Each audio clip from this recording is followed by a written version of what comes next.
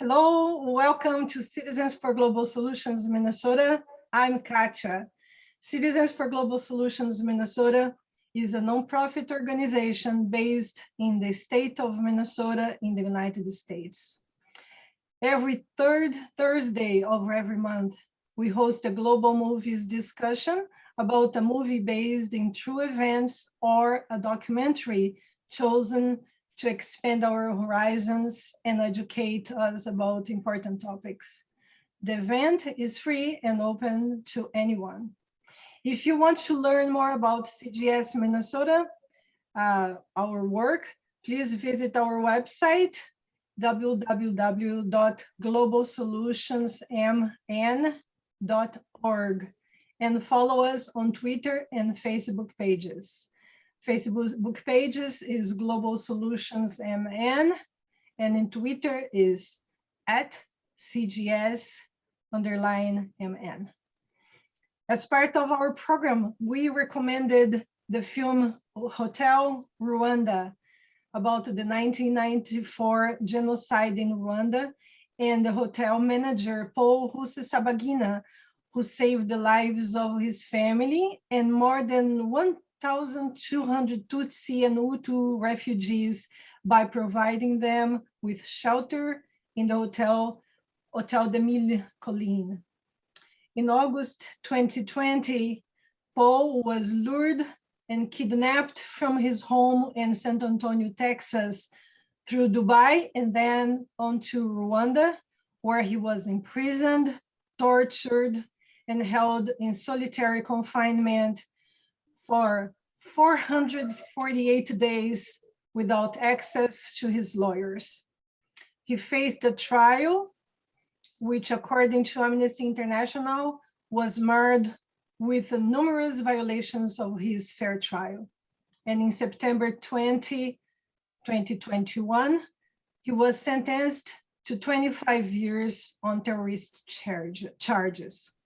Ladies and gentlemen, to share his extraordinary story, Carini Kanimba, the daughter of Paul, and Professor Brian Endless, PhD, Director of Africa Studies at the Loyola University Chicago. Starting from Carini. Carini is a graduate from Northwestern University and went on to receive a master's in law and economics from Marseille University, Erasmus University Rotterdam in the Netherlands, and the University of Bologna. She works in finance to pursue knowledge and opportunity in the name of giving back to the most vulnerable populations in the world in the sector of impact investing. She is fluent in 4 languages. With you, ladies and gentlemen, I present you Carini Kanimba. Welcome, Carini. Thank you, Katya, and thank you to the Global Citizens for Global Solutions for welcoming us today and for giving us the opportunity to speak about my father's condition, my father's unjust condition, and for giving us the opportunity to call out for help to save his life. So my name is Carin Kenimba. I am one of the daughters of Paul Rusesabagina. I'm one of his daughters, but I am not his biological daughter. I am his adopted daughter. After the genocide, both my biological parents were killed during the genocide, and Paul Rusesabagina and my mother, Tatiana, who's also on the Zoom, searched for us everywhere and found us because they had learned that we were still alive. Since then, they took us in and they raised us as their own children. Since 2004, the movie Hotel Rwanda was released.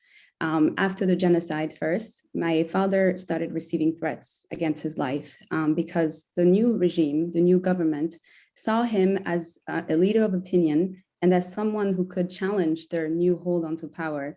So they tried to go after him, to assassinate him, and that led us to flee Rwanda and go to Belgium.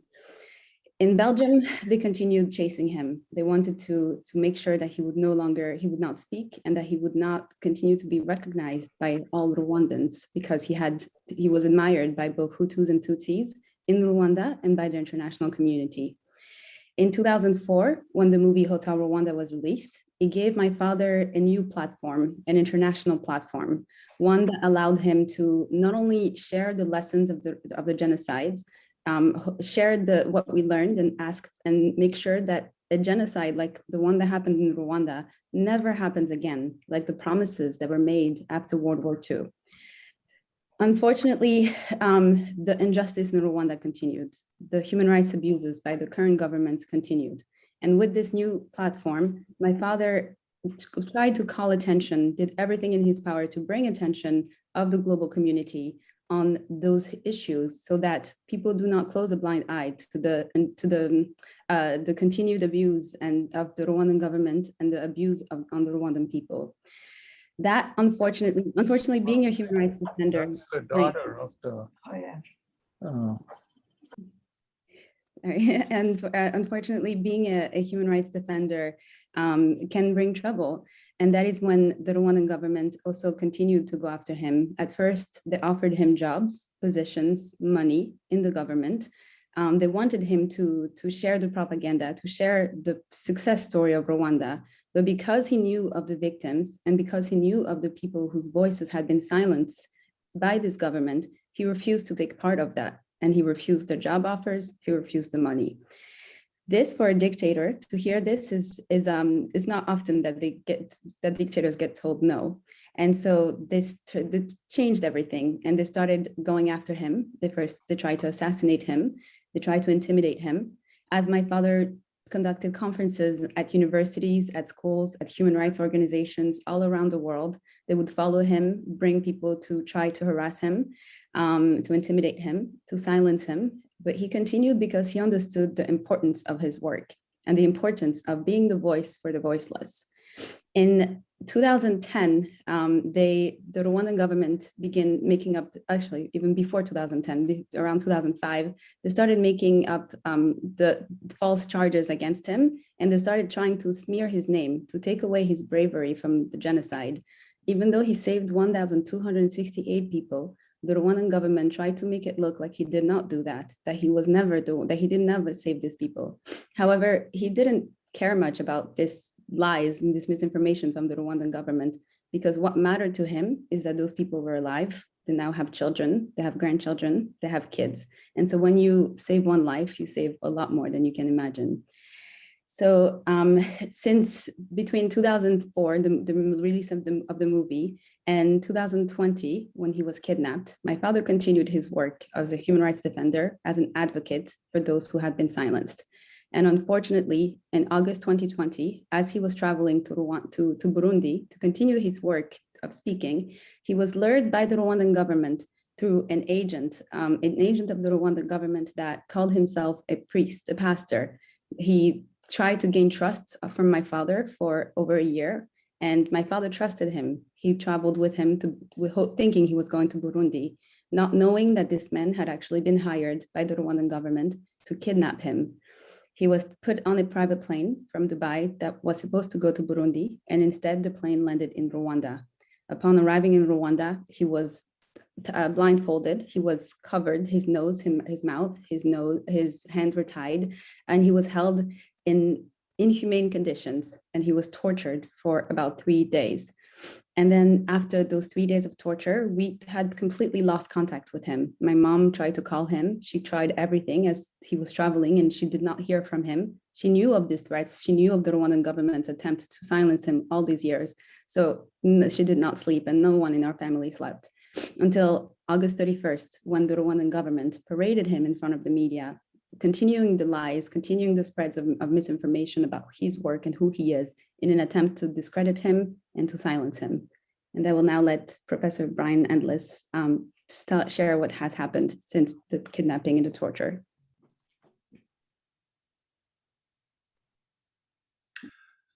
Thank you very much, Carine.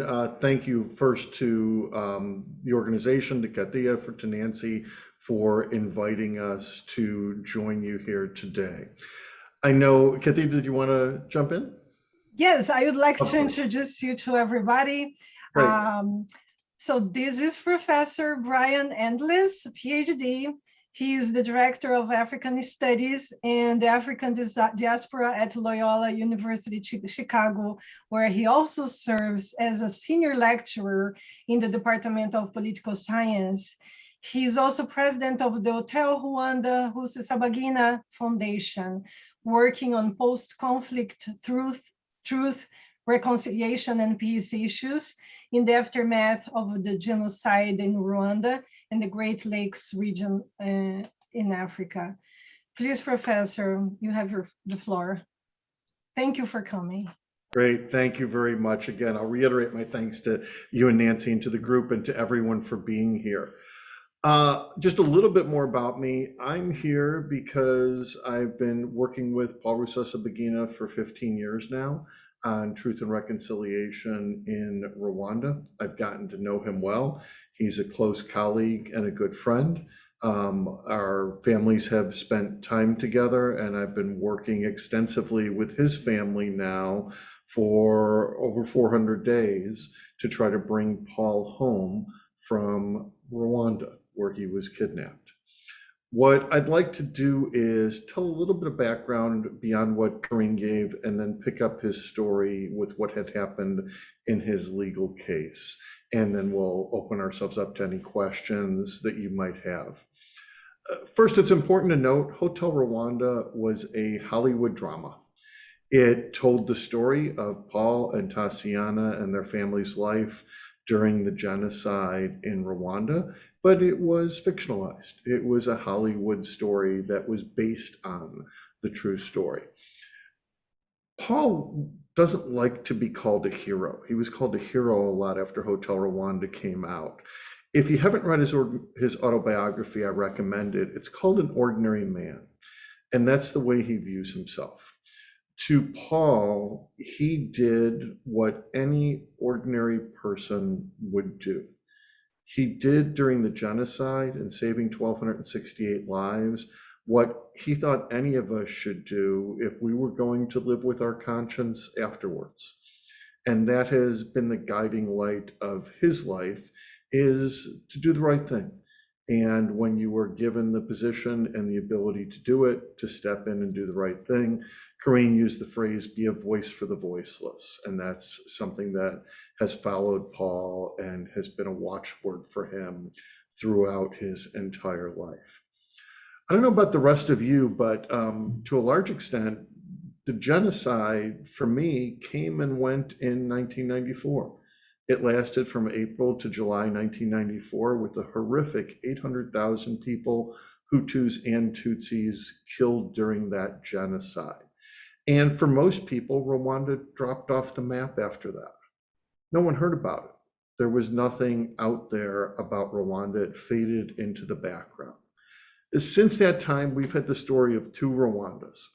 The first is the public face that President Paul Kagame and his government want us to see.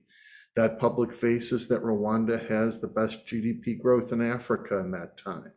It is great in climate for business. Kigali, the capital city, is one of the, if not the nicest capital cities in Africa. Women make up over half of the parliament. There are genocide memorials and gorillas to go see when you visit. And all of these things are true, but all of them also hide the massive, massive repression that goes on behind the scenes. There's a private face of Rwanda that the 2 million Rwandans in the diaspora know about because they fear it and they can't go back, and that Rwandans have to live with every day when they live inside the country. There is massive repression. There's no free speech, no free assembly, no free press. No critics of the government or of the president or of any officials are allowed. There's no democracy. Leaders of opposition parties are regularly arrested or beaten or exiled or killed. And this is commonplace. Genocide discussions only happen when you talk about the Tutsis who were killed. It is illegal in Rwanda to talk about the idea that Hutus were also killed during those 3 months of genocide. There were war crimes and crimes against humanity that were committed by the Tutsi soldiers. There was a civil war going on and there was violence on both sides, but talking about that inside of Rwanda is illegal. These are the things that human rights groups talk about. Amnesty International, Human Rights Watch, Reporters Without Borders. The United States State Department report on Rwanda regularly talks about these things. And these are the things Paul talks about. These are the uncomfortable truths of Rwanda that Paul, in his work, wanted to make sure that the world knows about. That Paul, in his work, wants to be sure that we are aware of so that we can join in and fight these things, so that we can call for human rights and we can call for democracy for the Rwandan people. But anyone who criticizes the Rwandan government, be they a citizen inside of Rwanda or a foreign national or a Rwandan in another country, feels the ire of the Rwandan government. Human Rights Watch and Freedom House just put out dual reports in the last year about transnational repression. Rwanda is one of the worst countries in the world in terms of going after dissidents abroad and putting pressure on dissidents abroad. You may have heard of the Pegasus phone taps that governments had against many citizens. Russia did them, China did them. Rwanda also engaged in Pegasus phone taps, and Carine's phone was one of the ones who were tapped. Let me be really clear about this. The daughter of a critic of the Rwandan government who was sitting in jail, they had already captured him, had her phone tapped. What was the government afraid of? They so want to control information that they will do anything to make sure that critics are unable to criticize that government. Paul's kidnapping and torture and subsequent trial need to be seen in the appropriate light. Paul was a person who worked for truth and reconciliation and peace, but for the government of Rwanda, he was seen as the ultimate critic. He was a critic who had a bandstand. He was a critic who had a platform because of the movie Hotel Rwanda. And their capture of him, their kidnapping of him, was intended not just to silence his criticism, but to have a chilling effect on others, to have the effect of stopping others from speaking out. Rwandans in the diaspora have a deep fear of talking about their government, even when you flee the country. Even when you leave that country and you are a refugee or in exile, almost all Rwandans, and I've met hundreds and hundreds of Rwandans, have a fear of talking about the government they left because they know Rwandan agents are everywhere and that Rwandan agents listen in on what they do. This is the kind of government that Paul was active in working against and pointing out their human rights violations. And this is why he was exiled, or this is why he was kidnapped, rather. Going back to his current story, Paul's been in jail since August 2020. His trial went from February 2021 to September of 2021, and it was about as unfair a process as any trial you were ever going to see. He was kidnapped and tortured. At the end of the torture, he was forced to make a confession, or to sign a confession, actually. He completely denied everything in that confession the first day on the witness stand. So this was something that it was just completely made up while it was there. For the first month and a half that Paul was in prison after the torture, he was not allowed lawyers of his own choosing. The government that was trying to put him on trial forced lawyers upon him. He had two lawyers who he couldn't trust at all. It took a month and a half and a lot of work in the international press and a lot of pressure for us to be able to get Paul to have his actual Rwandan lawyer recognize that the family had chosen for him. He now has two Rwandan lawyers. He also has a team of multiple international lawyers, including several who practiced in Rwanda before, and the Rwandan government refuses to let him communicate with them. They are not able to talk at all. They will not be recognized as lawyers to practice inside Rwanda, even though they have practiced there in the past. The government prevents information from getting to Paul. His lawyers are often barred from seeing him. At various points in times, his lawyers have been searched on multiple occasions, and his lawyers cannot bring him any documents. Originally, they brought him in documents that were immediately confiscated when they left. These are privileged and confidential trial preparation documents. Now they are simply not allowed to bring anything into the prison or take anything out of the prison. They can talk to him, but they cannot bring him any documents. And that has continued even after the judgment in the trial. Paul had enormous fair trial violations. The American Bar Association actually has chronicled these. Please don't believe me on any of this. If you are interested, please go to look it up. Human Rights Watch has done a great job talking about it in particular. The New York Times and Washington Post have both reported on it. Amnesty International, but the American Bar Association, including Foundation, have some fantastic reports out there. They followed the trial very closely. They reported on all of the violations of fair trial rights during the trial, and we expect in the next few weeks that they will have a report out on all of the massive violations in the judgment. Paul was brought up to trial, and while he was there was almost no evidence presented against him. He was supposedly responsible for terrorist attacks in a forest in Rwanda. There were no witnesses who saw these attacks. There were no witnesses who identified the attackers. Paul was not affiliated with the group that allegedly did the attacks, where there was no evidence that the attacks were there. All along the way, the Rwandan government made assumptions in this trial and never proved them. And in the end, the judges took the assumptions to heart, and they found Paul guilty of 8 of 9 charges of terrorism, and they sentenced him to 25 years in prison. To add insult to injury, Paul's a 68-year-old man, by the way. 25 years is a life sentence. To add insult to injury, the Rwandan government is now appealing. The prosecutors are appealing the charges. You can do that in Rwanda and in many other countries where prosecution can appeal too. The prosecutors are appealing the charges because they think the sentence was too light and they want a life sentence instead of just 25 years, which is already a life sentence. Paul is now in jail. In the entire time he's been there, he gets 1 5-minute phone call a week with his family on Fridays. The family and Paul treasure these calls. They are his contact with the outside world. He gets occasional visits with his lawyers, but the government often denies those.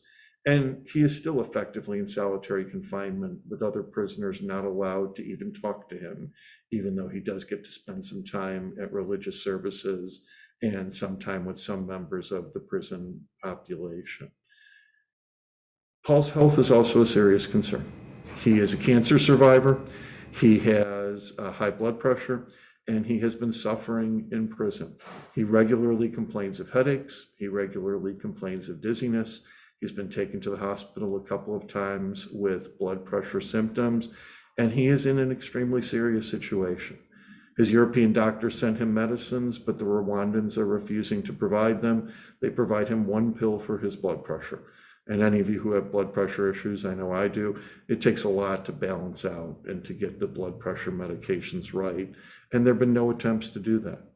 His doctor in Belgium has stated that he could very easily have a stroke if his blood pressure is not brought under control.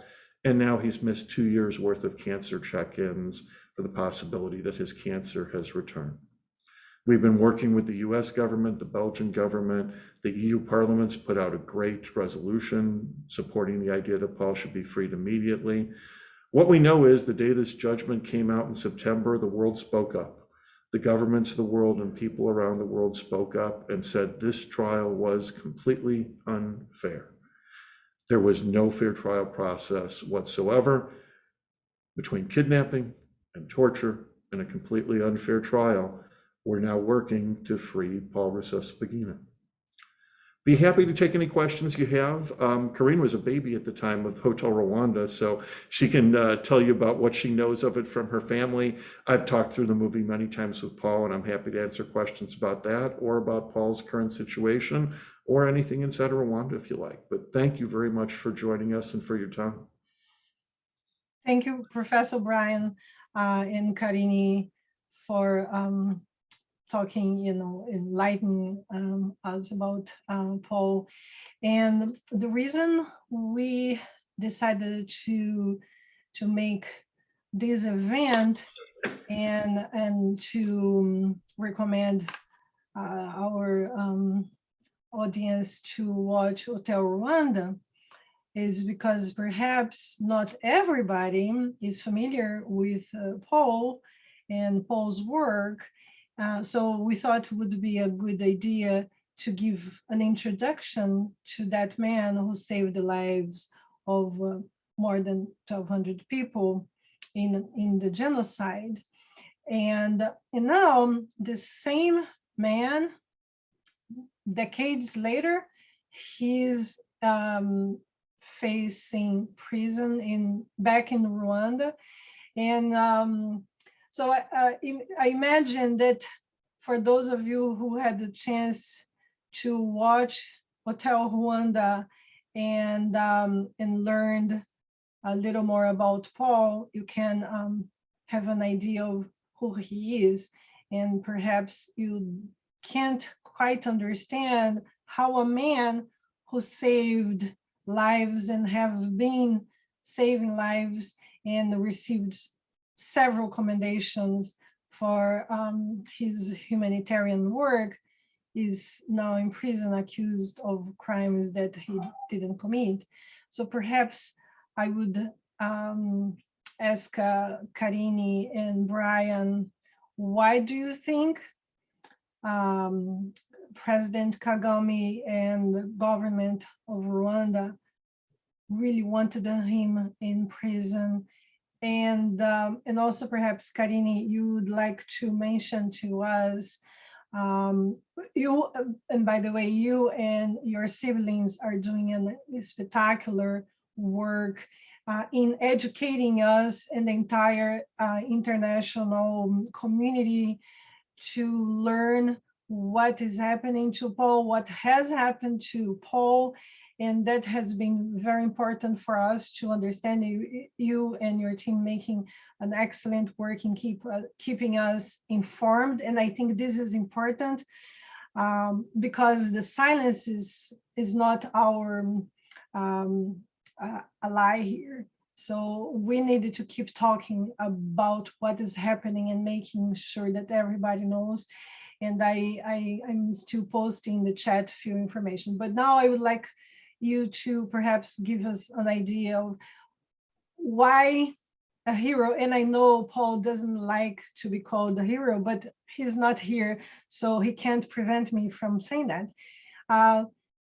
Why is a hero persecuted by the government where he saved more than 1,000 of lives? And Carini, can you give us a little idea of where you have been? And actually, I know where you are right now, so can you please let us know who are the organizations and the governments who have been supporting our call for Paul's release? Thank you. Thank you for this great question. The reason, and I will let also Professor Endless give more depth on this question, but one of the many reasons Paul Kagame and the Rwandan government wants to silence my father, to put him in prison, first is to silence him because he has been bringing the attention on Rwanda that Rwanda doesn't want. Kagame likes attention, likes to be seen with leaders. He likes to put Rwanda in, to show the successes of Rwanda, but he doesn't like to be criticized. And he doesn't like to hear people talk about the abuses of the government. And so by silencing my father, by putting away from the public eye, it not only stops this information from being shared, but it serves a way to deter other critics of the government who have dared to speak up, who are in exile, who are jailed, who are searched and kidnapped around the world. And this is a way to let them know that, if I can get Paul Rusesabagina, I can get you too. So don't speak, don't say anything. And it works to deter people, because we know so many Rwandans who are in the same situation and whose parents are dealing with the same things. But you will hear very rarely people speaking out. That's because they are scared, they're afraid, they see what happens. And so it works. And that's why the work that we are doing around the world is so important, not only to give courage to people who are in this situation, to give courage to people to speak out and show that it's possible to share this information, to stand up for your own and to stand up for your rights. But also it's important to show the truth, because people are voiceless. These are victims of the Rwandan government and they need a voice, and we are in position to help. We are in positions to do something. So we should do something. In terms of the global efforts for his release, we have had a lot of successes, but not enough, because my father is still sitting in prison today. The US Congress sent a letter to Paul Kagame last December asking him to release my father, as letting him know that the reputation of Rwanda is at risk if they continue to hold him, letting him know that the US and Rwandan relations are at risk if he continues this illegal detention. The US Congress also sent a letter to Secretary Blinken asking him to use all diplomatic means at his disposal to bring my father back to the United States. And this was a bipartisan letter, bicameral letter. And we all know how difficult it can be for people in the US to agree, for the government to agree. But in the case of my father, they are on the same page, because it's just unjust, and his conditions and the torture and the kidnapping he faced is inhumane. Internationally, my father is also a Belgian citizen. He's a US resident and a Belgian citizen. The federal parliament of Belgium adopted a resolution calling for his repatriation back home to Belgium. The government of Belgium condemned the Minister of Foreign Affairs, condemned the trial, and said that it was not a fair trial and that the verdict should be questioned. The European Parliament adopted a resolution calling for his immediate release and repatriation home. There's the Barcelona Bar Association, the Balearic Islands Parliament, the European Bars Federations. I mean, the list is long. And just today, I had the privilege and the honor of addressing the Italian Parliament, the members of the Italian Parliament, who will also be writing to President Kagame and who will be joining our campaign and advocacy for my father's release. And tomorrow, I will be addressing the Italian National Bar that is also adopting a resolution. So the idea and the way to bring my father home is through international pressure, because we know Kagame cares first about his image. We know he spends a lot of money on the Rwandan people's money in PR and in order to hide the reality of what happens in Rwanda. And this negative image on Rwanda hurts him. He doesn't like this. And so the more people join the voice, the more people speak up, the collective effort from all parts of the world is what will make him let my father go. And that is why we are doing everything in our power everywhere in the world to add the people's voices to this campaign. I can add a little bit to that. Thank you, Carine.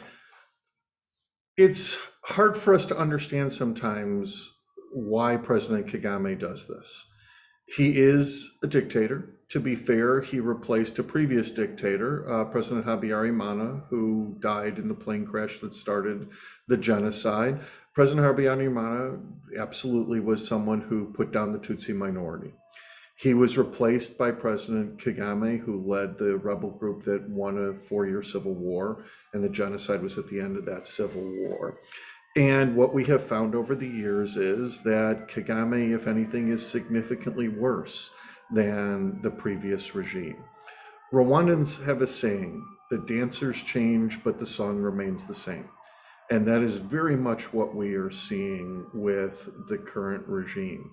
There's a scholar in Belgium who is probably the foremost person who knows Rwanda best, Philippe Renchens, who has said of President Kagame, his regime is one that accepts no dissent. It is based around eliminating dissent, eliminating dissenting voices, and completely controlling the narrative, both inside the country and outside the country. And they have done an enormous amount of work. They have hired US and British social media companies and PR companies to help them with their international image. Kagame has an army of hundreds of trolls who follow us and others on all levels of social media and comment regularly and put out the Rwandan government's position and talk about how evil we are. One of my proudest moments actually was when I started working with Paul, and I was writing a lot and working with him and giving some speeches.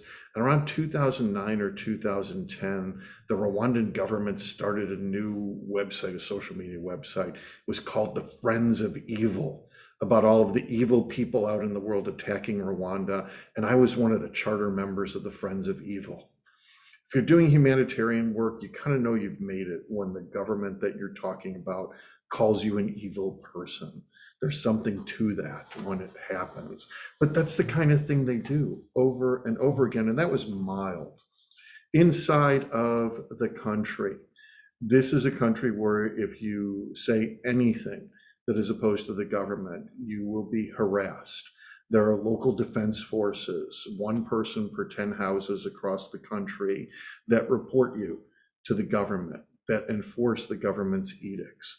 There are re-education camps for children and adults who say the wrong things and who don't tell the story that the government wants told. Saying the words Hutu and Tutsi is now illegal. Everybody is reconciled in Rwanda. There are no longer Hutus and Tutsis, except at genocide memorial times, when you can talk about Tutsi victims and Hutu oppressors and killers during the times of the genocide memorials. Freedom of the press, there have been leaders in the press, editors and reporters who have been harassed, who have been beaten, who have had to flee for their lives to other countries, and who have been jailed and killed. And it's always, extrajudicial killings. Death penalty is illegal in Rwanda. That doesn't mean that the government won't find ways and send agents who will kill you. And this even goes to members of Paul Kagame's RPF, Rwandan Patriotic Front party. If you disagree with him inside the party, you can be worked out and then exiled or jailed or killed. There have been assassination attempts on multiple occasions and a successful assassination of the former head of intelligence in South Africa. A woman named Michaela Wrong wrote a great book called Do Not Disturb about that, if you're interested in more of what Kagame does and how he represses people. If he thinks you are a threat, whether you are friend or foe, he will go after you. And Paul Rusesabagina has been a threat because he speaks up. Paul Rusesabagina has been a threat because he tells the truth and he tries to find ways to get that truth to people in power. I noticed one of the participants, Gail, had a comment about the US backing Kagame. That is true. The US has been a big backer of Kagame since the genocide happened. And since he took power, we give a lot of aid to Kagame. We do a lot of business there. However, in the time that I've been working on Rwanda issues in the past 15 years, the US government perspective of Kagame has absolutely changed. It's changed from the point of he was the hero and the knight on the white horse to he was a great environment for business and really kept a great business climate in Rwanda. And now people realize the human rights violations. And starting in President Obama's term, Kagame stopped getting invitations to the White House. He wasn't invited to the recent democracy summit that President Biden and Secretary Blinken are putting together. And there are definitely cracks in the armor in the US relationship. These are things that we can use everyone's help. We need to get in touch with legislators. We need to get in touch with congresspeople, senators, Secretary Blinken, President Biden, and let them know there is support out there to help Paul Rusesabagina, to free Paul Rusesabagina, and for the issues in human rights in Rwanda. We know, for instance, that Representative Ilan Omar went to Rwanda recently, and she got the grand tour and effectively the Potemkin village view of Rwanda that the government wants you to see. We now need to educate her on what the real Rwanda is and on what's happening behind the scenes in Rwanda and on the repression in that country and the absolute inability of dissent and of critics.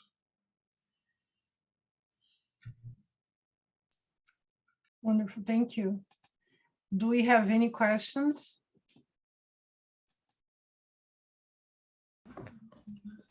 Christy. I guess I wanted to follow up on the Representative Ilhan Omar and whether or not there's been any reach out to her and contact with her in particular, and what recommendations you have for us. Obviously, she's our representative. Great. We've been talking to Kathia about getting a letter from your group, and we're going to be putting in all hands, full court press on her from our side. What we'd recommend for individuals and for groups that want to help out is talk to her, make sure she realizes that Paul is being held as a political prisoner in Rwanda and that his trial was unfair. HRRfoundation.com is our website, and we have an enormous number of documents and reports and news coverage and press releases, but it's a great place that you can inform yourself both with things we put together and just by following the news coverage of Paul's trial to get more information. But asking her to help out to put pressure on the Rwandan government. Something that would be fantastic from a US perspective is that people who visited Rwanda and met Paul Kagame can get in touch with him and put pressure on both to help with all abuses of human rights and people who've been harmed in Rwanda, but also very specifically to ask him to free Paul now. And I know Gail, Gail had asked or mentioned Bob Flatten. Has anyone reached out to him here in Minnesota? He's from. Yeah, we were just talking about him literally in a meeting the other day. Bob was at a panel the first day that I met Paul. I met Bob at the same time, and he was very active and knows Rwanda incredibly well. From our side, we're not sure what I'm assuming Bob's in retirement and not sure what he's doing, but we'd love to get him back involved if anyone on the Minnesota side has contacts with him. I would also like to add a little bit on Congresswoman Omar. I think she's a woman with compassion. And when you're faced with the facts of a 67-year-old man who is not only a hero of the genocide, but who is also being detained in inhumane conditions. And the Congresswoman has a relationship with the Rwandan government. So she is in a very, very good position to help. If the Rwandan government will not listen to all of these people around the world who are saying things, who are speaking out on behalf of my father, then perhaps he will listen to a friend. And so then she is in the best position to do something. And we hope that as a woman of compassion who is seeing evidence of a US resident who was kidnapped, tortured, and being held illegally and in inhumane conditions in Rwanda, I hope that she will find it within her heart to do something and to help.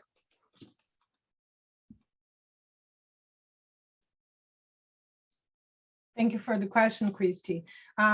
We at CGS Minnesota, and just so everybody knows, Christy is also in the board of directors. We are working with Carini and Professor Endless in order to contact the Congresswoman. And so we will make sure that we get back to this group about the results of this conversation, but Carini and Professor and I are still working on that. And we hope that perhaps this week we might have something, right? Also, I would like to recognize and acknowledge the attendance of Treasure and Roger Rusesabagina and Mrs. Tatiana Rusesabagina, and our hearts are with you. And thank you for coming.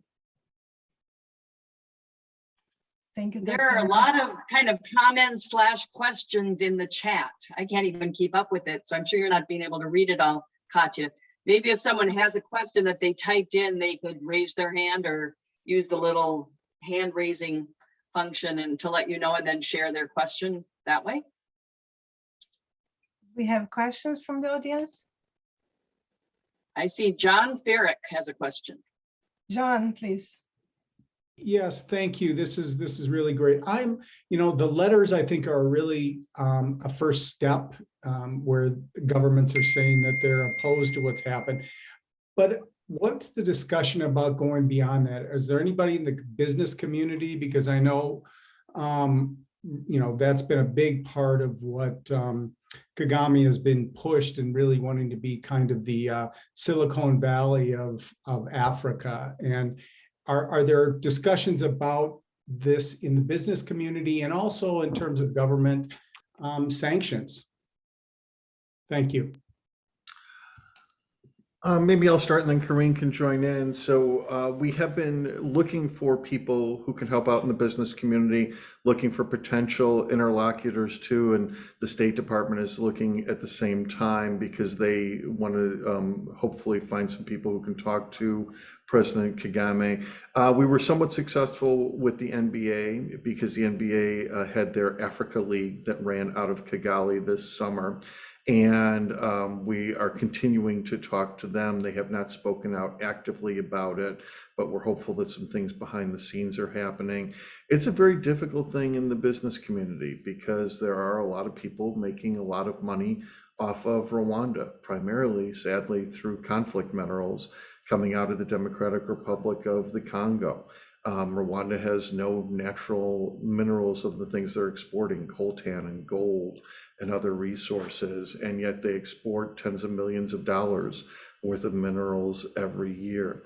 So we are very interested if anyone has contacts in the business community. We're extremely open to contacting people, but so far we haven't had an enormous amount of luck on that side. I see that Anthony Voigt has a question. I'm sorry, go ahead. Yes, Andy has a question after Anthony. Andy sent the following question.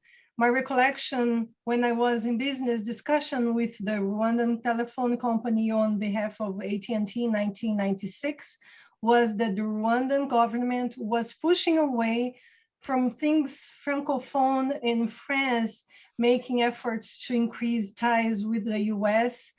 The French were accused of supporting and arming the Hutu extremist group.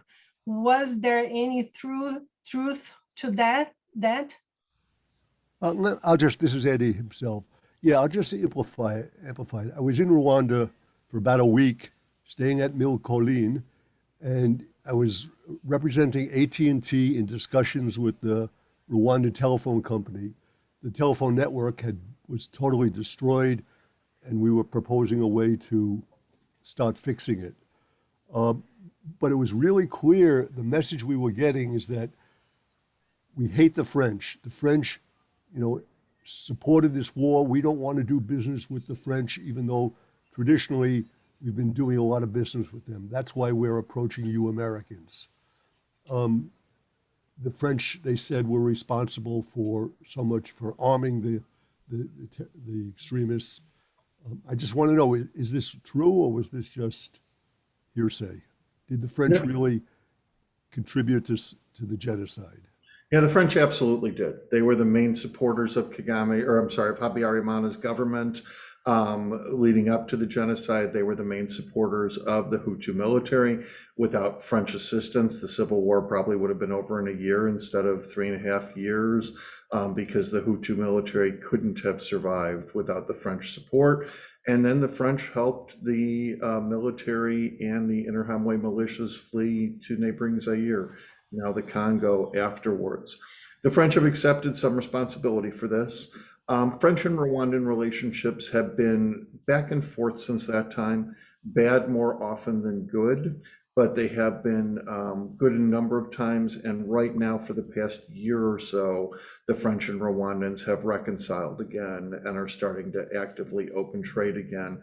It got so bad at one point in time, though, that Rwanda, which is a Francophone country, left the Francophone countries and joined the Commonwealth and joined the British Commonwealth group.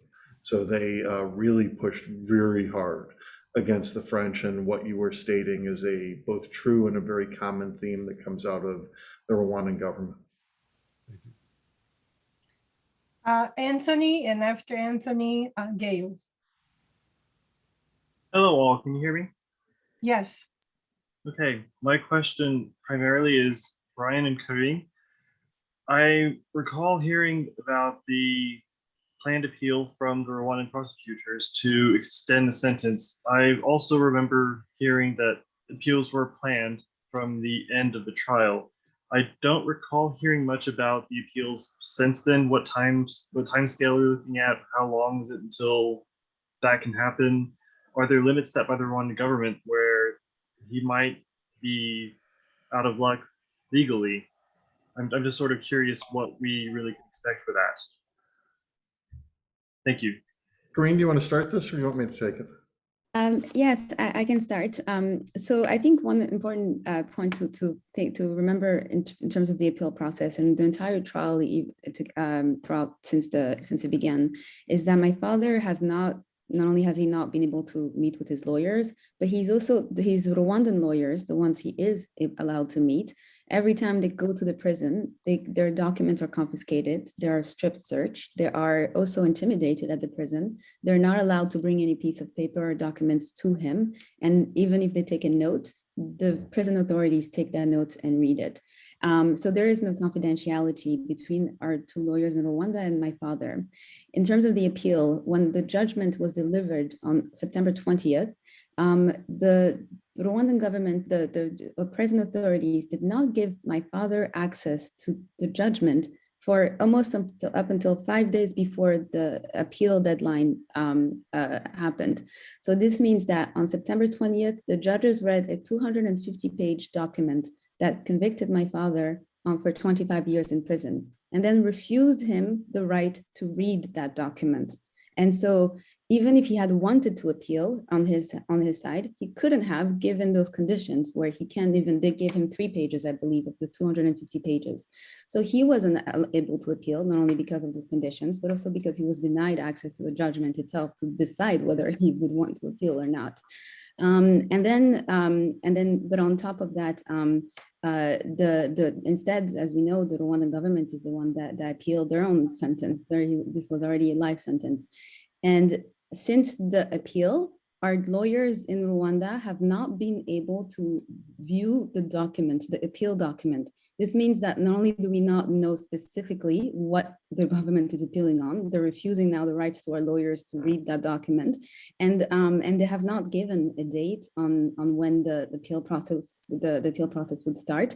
My fear is that they're going to try to drag this as long as possible so that people not only forget about my father, and so that all of this international pressure goes away, and they hope that it will be silenced and people will forget about him, as it has happened for many people, many victims of this regime.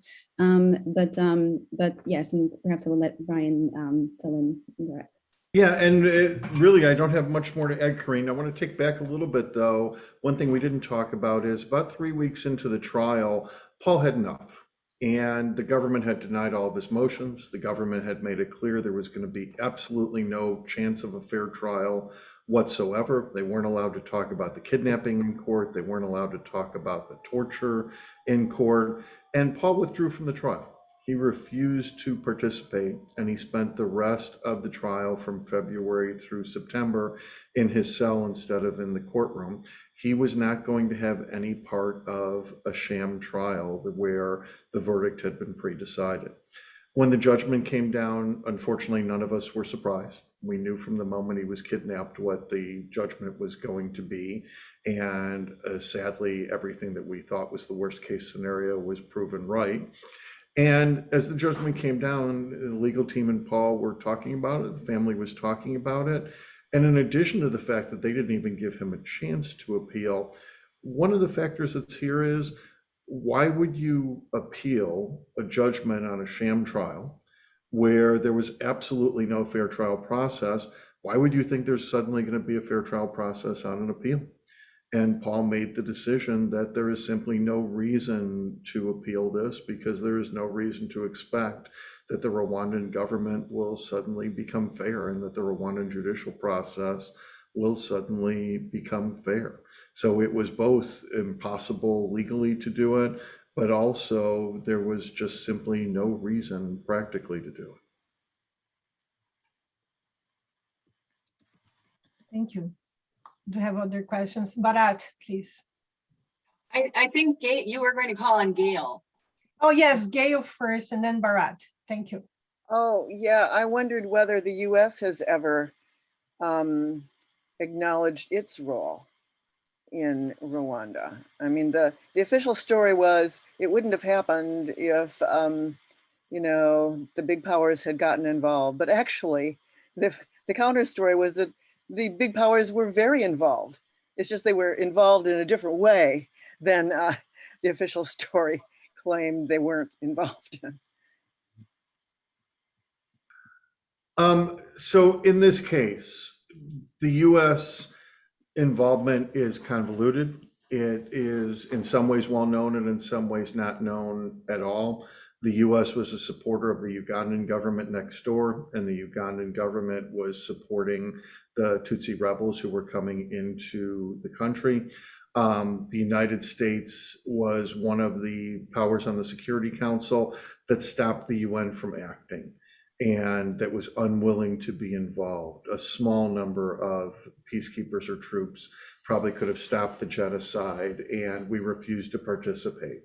We used phrases like, well, there may be acts of genocide happening, but there is no genocide.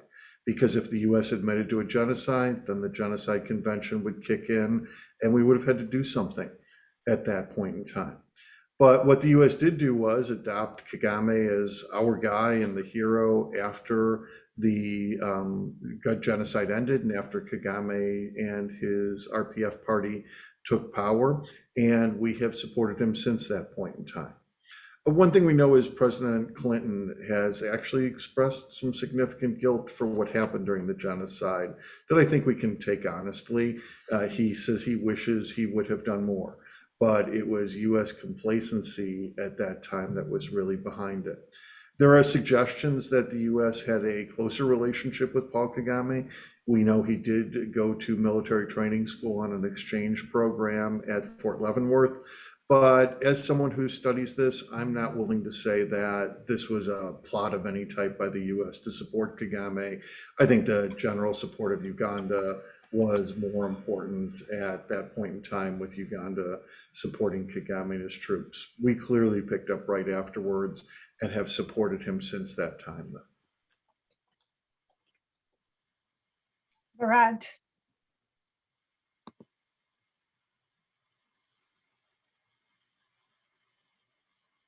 You are on mute. Okay, sorry. Can you hear me now? Yes. Okay. Yeah, this has been very educational for me. I'm not a student of the Africa in general and Rwanda in particular. So pardon me if my question seems too nebulous, but here it is. There are two questions I have. One is almost all dictators have some areas in which they're very vulnerable. Trick is to find them and focus on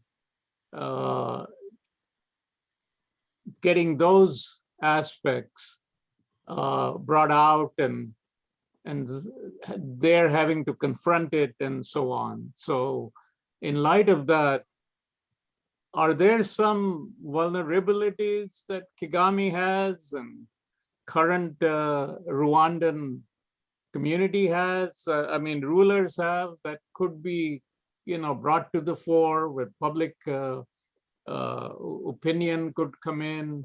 Because I think the problem is, I don't think we are all that educated as some of you are, as far as Rwanda question goes.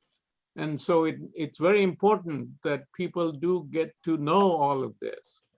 Okay, that's one. The other thing is, in issues in Africa, over the years, I have seen that the African Union has been quite responsive, and oftentimes they have brought issues that were festering to a kind of a resolution. So what role is Africa Union playing, the Union of African States playing in this? or are they cahoots with, you know, Kagame and his lot? And if so, why so, you know?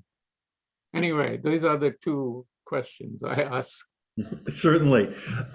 Places that he's vulnerable. First, I want to make it really clear, Kagame has zero vulnerability inside the country.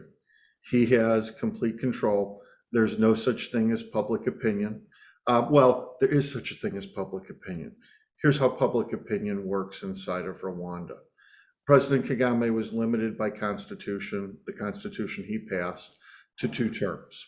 When his second term was about to be up, he kept saying, no, I won't stand for a 3rd term unless the people demand it. At which time they had a plebiscite. And according to reports in the Rwandan media, during the plebiscite, everyone in Rwanda voted, and only 5 human beings voted for President Kagame not to get a 3rd term. Everyone but 5 people voted for him to get a 3rd term. I have no idea who those 5 people are. I feel badly for them, but that's the kind of country it is. 98% of the population voted for him in the last election. There's nothing open about this, and it's very much a one-man dictatorship. There's no one else in power. What we know is Kagame hates it when the world knows about his human rights violations.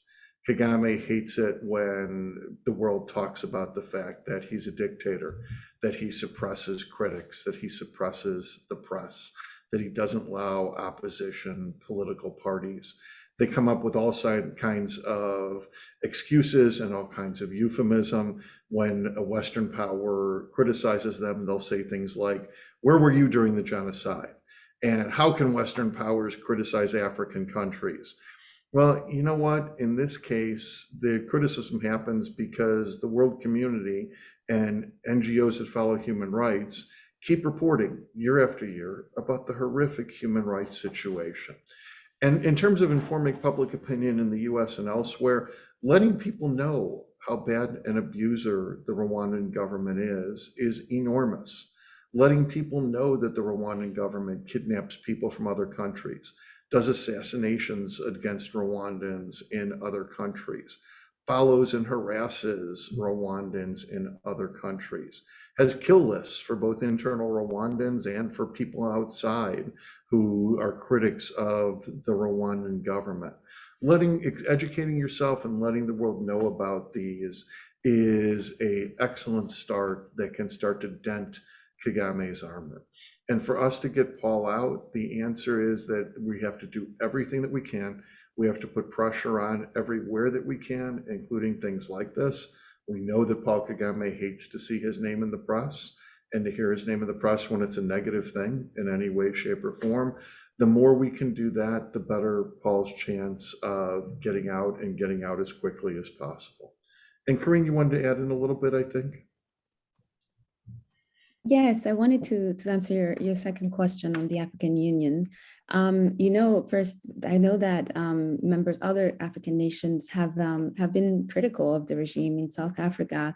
After the former intelligence officer, Patrick Karegeya, was killed, the South African government was very vocal against these methods of the Rwandan government, because this also happened in South Africa. The neighboring countries, Rwanda has a bad relationship with the neighboring country, but they have a strong military power and access to the Congo with all the minerals. So they are in a good positions in a strategic position to also intimidate other African nations. Speaking about the surveillance, for instance, we mentioned earlier Pegasus, that my phone had been infected with Pegasus. Putting aside the fact that my privacy has been violated, that I'm being followed and harassed and listened to, and that maybe what happened to my father might happen to me because I'm speaking out.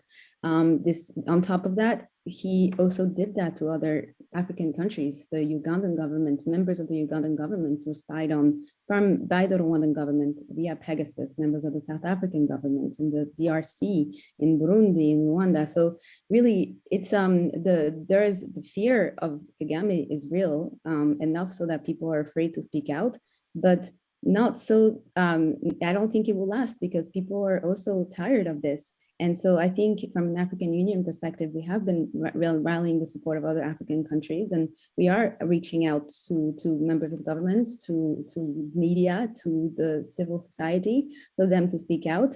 However, we have to also acknowledge that there are a lot of democracy issues across Africa. And so when we're asking one dictatorship to help stop another dictator, it's not so easy. And so it's mostly finding the right words and finding the proper reasons to engage them, reminding them that we're talking about humanity, we're talking about a human being, we're talking about human rights, and this should go above economic interests. They should go above defense interests. I mean, the military interest. This is about humanity. And so human rights should be defended and should be protected. And I think most people in the world agree to this. And I think this is a way that to engage other African nations to also do the right thing and challenge Kagame on my father's release, but also on the other victims of the regime.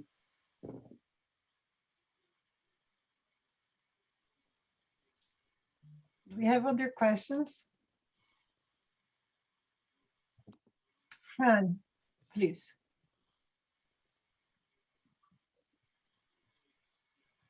Corinne, you just touched upon this when I put my hand up to ask a question, but it's for both you and Brian. In how much at risk are you? Actually, to be frank with you, I am very scared for my life. As much as I try to put on the brave face, the reality is that I've seen what happens. I mean, my father was kidnapped, tortured, and there has been no consequences. So if it happens to me, what would be the consequences? You know, I've seen that nothing has happened. As a matter of fact, we learned just a few weeks ago now that I'm being physically followed in Belgium.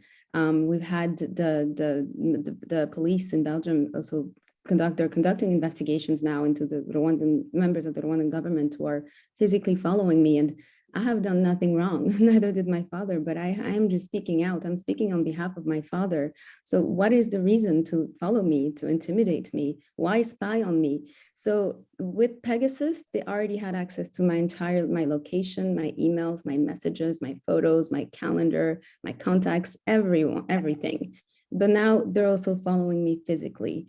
And I am scared, but I also understand that my father also dealt with this for many years, and he continued to speak out because he understood the importance of this work.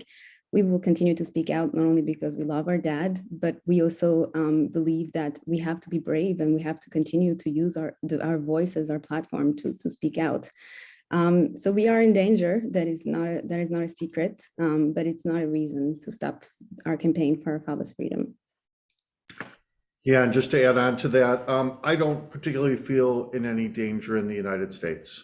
I know that Kagame's people know me, followed by trolls.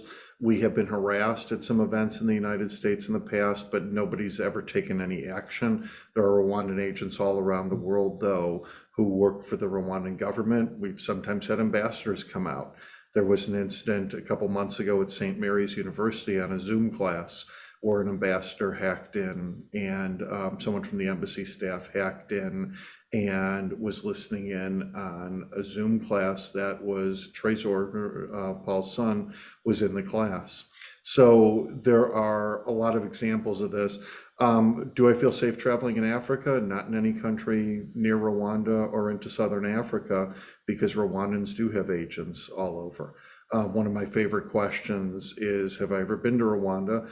And the answer is no, because I'm pretty sure I would be imprisoned or killed if I went to Rwanda. So there are definitely safety issues here. Thank you. We have a question from Marcy. She asks, are American companies doing business with Rwanda? Yes, there are, and Rwanda has tried to brand itself as the Singapore of Africa, not only in the success of the clean streets, but also the work and attempt and efforts by the government to bring about outside investment. However, I think a lot of this is also in the same way that Brian explained, that the way that Kagame and Rwanda wants to be seen publicly. They also manufacture a lot of the facts and the data on the success in Rwanda. I think the World Bank, a group from the World Bank a couple of years ago reported how the statistics had been changed, and so the fact and made up. And so the fact is, what we know and the success and the reality of the development in Rwanda has to be questioned. We know that the majority of Rwandans still live in poverty, and Rwanda is, I think, the 18th or 19th, according to the IMF, poorest country in the world. So there are investments in Rwanda. There are American companies working with Rwanda, and we don't want to stop. We don't want to hurt the Rwandan people. I think the Rwandan people deserve to be heard. They deserve to have partnerships with other people. But I think there are ways to work to help the Rwandan people, to work with the Rwandan people without necessarily working with the Rwandan government. Whether it's from an organization, human rights organization perspective, from a business perspective, there are ways to partner with Rwanda without necessarily giving it to the Rwandan government, because we know first what they use their money on is to spend millions for Pegasus, for its spy software and kidnappings of humanitarians across international borders. But also we know this government also holds a lot of the money for himself and for themselves, and don't actually give it to the people. So we have to find solutions and ways to continue to work with the Rwandan people without giving it to the Rwandan government. Yeah, two things on doing business in Rwanda. One is Rwanda is very proud of the fact that it is at the top of African countries on corruption indexes. There is no corruption in Rwanda. Interestingly enough, that's a true statement. If you look at typical African corruption, you might expect that to do business, you have to hand someone a bribe, or everyone's got a handout for things. That does not happen in Rwanda. That is actually very much illegal in Rwanda. And the reason is, I mentioned that GDP growth before, that Rwanda has the best GDP growth, or has fantastic GDP growth since the genocide. That is very true. The problem is the GDP growth goes to a tiny group of people. Paul Kagame and other elites in the countries control all of the business activity in the country. There's a corporation called Crystal Ventures, which has changed its name a couple times to try to hide its profile, that controls all investment in the country. So there's no corruption at the low levels, but at the high level, all of the money goes to a tiny group of people through this investment company. If you want to spend money in Rwanda, you will go through Paul Kagame's company to do it, but it'll be a good business environment while you do. So it's a back and forth, and then you have to think about the fact that none of the money is going to the people of Rwanda, as Carine said. Fred has a question. In light of what you both just said, but what you've been saying regarding the political infrastructure, the level of control that exists in Rwanda, if there is a regime change, if there can be a regime change, is there sufficient infrastructure and education amongst the people to get past the fear and to continue thriving in the business sense? And well, in the business sense that you just stated, that the country can continue, or would there be significant problems and setbacks in trying to reestablish a stable country with a regime change? You want me to start this one, Carine? Okay. It's incredibly hard to say. It is something that no one expects Kagame to be out of power. At some point in time, though, Kagame will die, as everyone does, of natural causes, and there will be some change in the regime. What unfortunately could very easily happen is more meet the new boss, same as the old boss. More of the dancers change, but the song remains the same. The hope for Rwanda is there are a lot of people and many political leaders who are in the diaspora and who have formed political parties in the diaspora, and Paul Rusesabagina is among them, who really want to bring Hutus and Tutsis together, who really want to find ways, for the first time ever in the country's history, for Rwanda's people to be able to live together and work together and prosper together. And this is absolutely something that could be possible. Hutus and Tutsis do not hate each other. The Rwandan people do not hate each other. When we have seen conflicts, they are conflicts of elites. They are people who are in charge, who want power, who push people to hate, who push people to genocide, who push people to these human rights violations, and who push the majority of people further into poverty. What Rwanda needs is leadership that actually cares about everyone. And that's something, again, there are many people who would like to work toward it. The international community is certainly going to have to help that, though, if and when a change comes. It's going to be tough. It's going to be hard going, but it's the goal of a lot of Rwandans to do it. So there is absolutely support for it. And what I would add is also that the Rwandan people are traumatized. You know, they survived. Everyone in Rwanda, almost everyone lost during the genocide and during the war that preceded the genocide and that followed the genocide. So no one wants another war. No one wants chaos like that. They are traumatized even today. Sometimes when there's a loud boom, my mom startles because she still has the shock from the genocide. So there's not a single person in Rwanda that truly wants to see that atrocity again. But that is also why my father is a symbol for Rwanda, because he is a unifying symbol. He's Hutu, who's married to Tutsis. Our family is very diverse, and he's a symbol of courage, and that is one of the reasons a symbol of courage for speaking out and for continuing the work that is necessary. And that is why many people in Rwanda follow him, many people care about him, and even though they cannot say it publicly because they risk going to prison, they do, and that's why Kagame felt the need to silence him. But since my father was kidnapped, over the past year, there has been so much attention on Rwanda, for one, and think that is the one positive of this, is that now the world is paying attention. Everything my father has been saying for over 20 years, it had to be that he needed to be a victim of it for the world to also open their eyes. But people in Rwanda have begun to speak out. They have gained the courage to speak out. You have YouTubers who are going on YouTube daily and saying, we need to call an end to this. We need to unify. We need to share power. We need to open up the space for political space. We need to open up. We need to respect freedom of expression. And there's so many people who are becoming braver and braver every day and speaking out. Unfortunately, those people are still being jailed. Just last week, a journalist was put in prison for humiliating the state, you know. And this is the way that this is unfortunately what happens in Rwanda on the land that Kagame controls, is that people who do become brave enough to speak out end up being put in prison, been jailed, or they disappear. And that is why we have the responsibility as people who are outside of Rwanda, who are in safe places in countries where there is democracy, where there is freedom of expression, where we can be that voice for those people and hopefully encourage more people in the country to ask for peaceful change.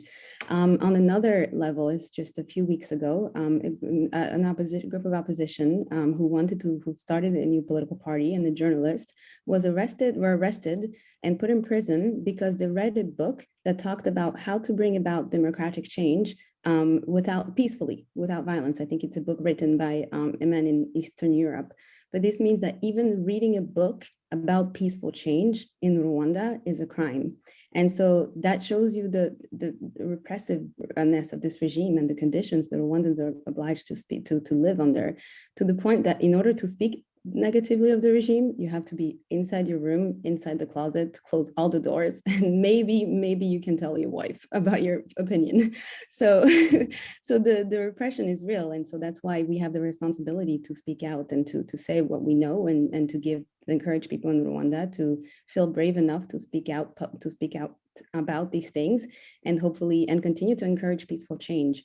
But the comes with difficulty and comes with challenges, and every dictatorship has always no dictatorship ever changed easily. So it will take a lot of work, but I think we have to persist, and we have to continue to hope that there will be a better tomorrow. But Rwandans are traumatized, and no one wants another war.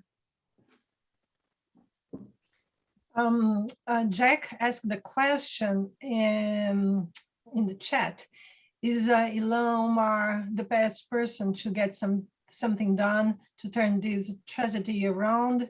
If not, who might that person be? Perhaps you could refresh to all of us why we have been talking about the Congresswoman, and take the opportunity to also tell all of us. I have been putting in the chat, but perhaps you could refresh what we can do if we want to join the forces and the voice asking for Paul's release, what we can do. Yes, thank you. So in terms of for Congresswoman Omar, the reason why we speak about her specifically is not only from, she's from the region, from Minnesota, but also because she just traveled recently to Rwanda, and she went to meet with President Kagame. She was driven around by the chauffeurs of Kagame. So we know she has a relationship with him. And so if Kagame doesn't listen to critics, then maybe he will listen to friends and or other people who have those relationships with him. And so people like Ilhan Omar, people who Kagame admires, or we know Kagame likes to take pictures with many other world leaders. Those world leaders are those we should be reaching out to. President Biden also has a responsibility in this as a person who's not only stood up for human rights. I believe both President Biden and my father are recipients of the medal, the Presidential Medal of Freedom, and the Lantos Award for Human Rights, among other awards that they have in common. And so as a fellow awardee, we believe that he has the responsibility, and as the President of the United States, that he has a responsibility to act.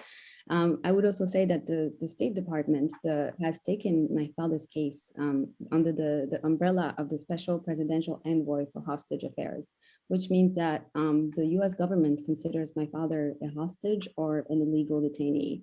And with that, they have made a commitment to bringing him home, and like others who are illegally detained or hostages around the world. And so we believe that commitment, we believe that engagement. However, it's taking too long. Our father is sick. He's 67 years old. He was tortured. Just a couple of days ago, we learned that he has been sleeping on a bed filled with bed bugs, which means he doesn't actually sleep. You cannot sleep comfortably knowing that this is what is inside your mattress, and even the conditions of the cell he's in are inhumane. And so the urgency is real. And so we like this engagement. We appreciate this engagement of the State Department, but we need to put a lot more pressure for them to bring him home quickly before he's killed or before he dies of these inhumane conditions. Absolutely. And just to add to that a little bit and reemphasize, Congress now is working on a resolution calling for Paul to be brought home and calling for the State Department to increase its pressure. As much help as we can get with people writing or calling or emailing the State Department, Secretary Blinken, Joe Biden can bring Paul home with a sentence and with a phone call. The Rwandan government counts on the United States for our support. They count on the United States for our funding. They count on the United States for our business environment. Someone had asked earlier about potential for sanctions, and I apologize we didn't get to it.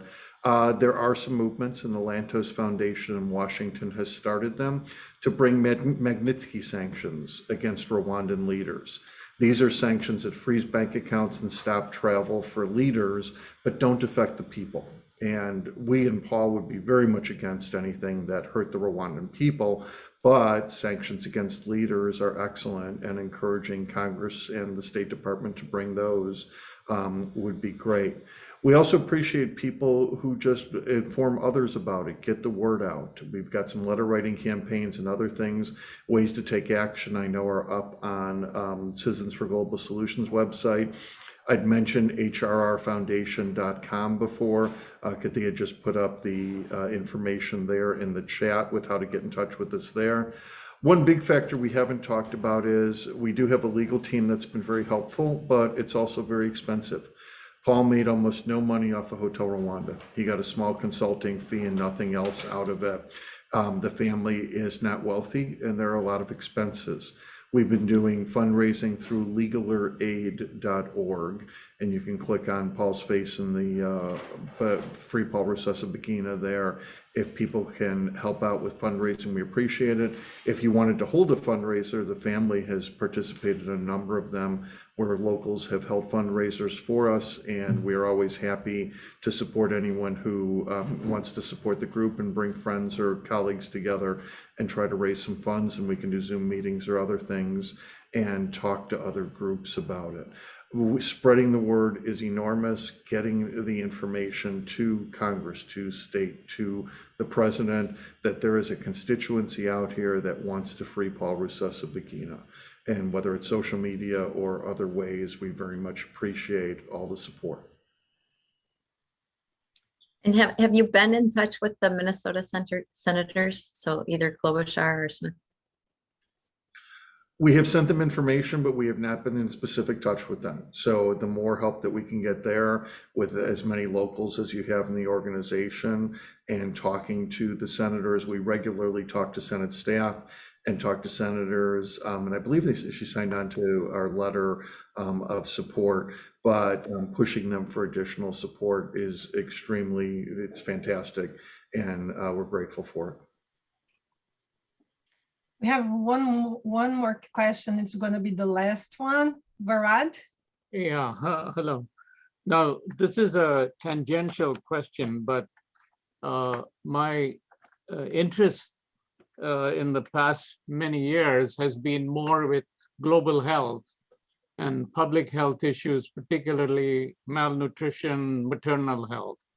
In that context, Rwanda is praised quite a lot because of the work that's going on, in particular, PIH, the Partners in Health with Paul Farmer's outfit in Cambridge, Massachusetts, has set up a fantastic hospital there. I think, I can't pronounce it properly, but it's Inshuti Muzima. Does that sound? Anyway, I think it's in the area. It serves something like 860,000 people. It is in Burera, Koyodza, Kirene district area in Rwanda. And with them, and then Gates Foundation has funded, along with the Rwanda government in 2015, a medical school and a university and so on. So what I'm thinking about is when, in terms of these soft projects and relationships that's been developed, is there a way that they can influence the, bring some justice and rights and some goodness where all of this is going on, In other words, is there connections we can develop with,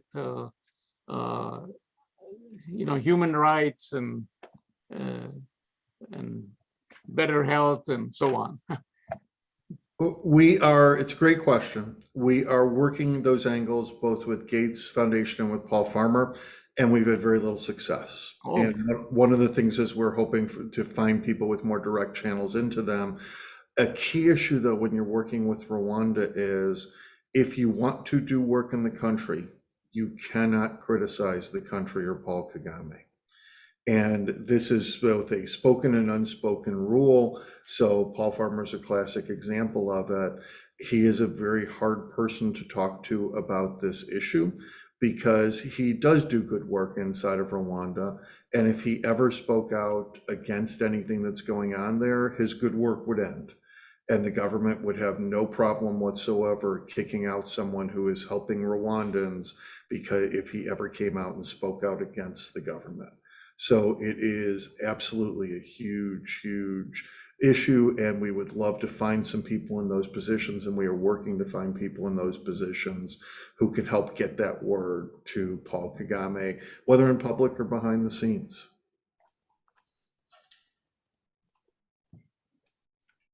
Well, thank you. Yeah. Thank you so much. Well, on behalf of CGS Minnesota, I want to thank you all for attending this event. If you want to watch again, the recording can be found on our website and on our YouTube channel. CGS Minnesota hosts events every month. Please visit our website to learn what the next events are. We'll have two in December. December 9, we'll host a human rights forum about Yemen with Fajr Tabet, an international human rights defender. December 16, it's going to be our movie discussion about human trafficking with the nonprofit Operation Underground Railroad and the documentaries Operation Tucson.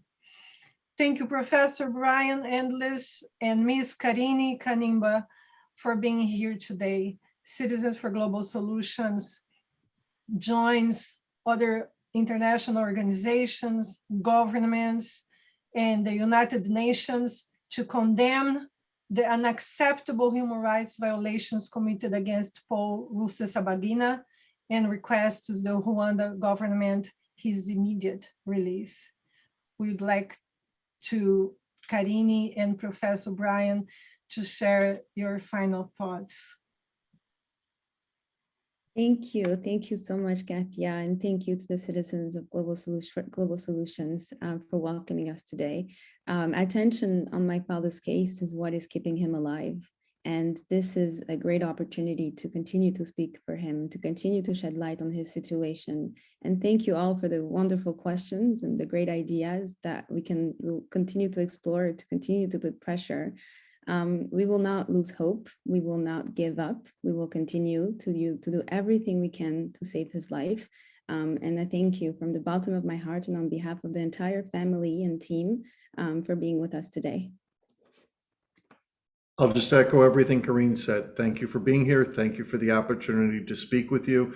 We hope you all become active at Freeing Paul. We're happy to answer questions. The email address was in there and all the different links to go through it. But we appreciate all of your attention and great questions and just the opportunity. Thank you for joining us. Thank you so much. And we hope the next time we see each other, it's going to be to celebrate Paul's release. And I hope that's going to be very soon. Thank you so much for coming. Everybody have a good end of night and week. And we hope to see you again next month. Bye-bye. Thank you all. Thank you.